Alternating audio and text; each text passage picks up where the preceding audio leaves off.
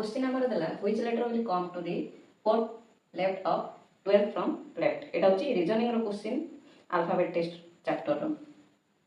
तो देज कोन हमती ना 12th लेफ्ट, एटा देज कोन 12th लेफ्ट, आउट कोन देला 4th लेफ्ट, आउट कोन देला 4th लेफ्ट। एती देजी मन रखिबो जदी लेफ्ट लेफ्ट देला तो माइनस करिवो।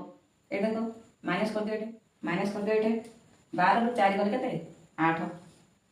लेफ्ट लेफ्ट अच्छी तो ये भी कौन हो लेफ्ट दीटा जा सेम अच्छी से कौन है लेफ्ट 8 लेफ्ट।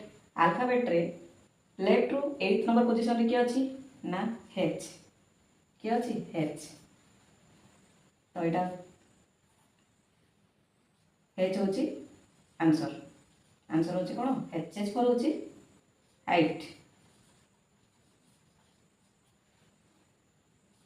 एटा होची एच, ये जी 8 एच रो पोजीशन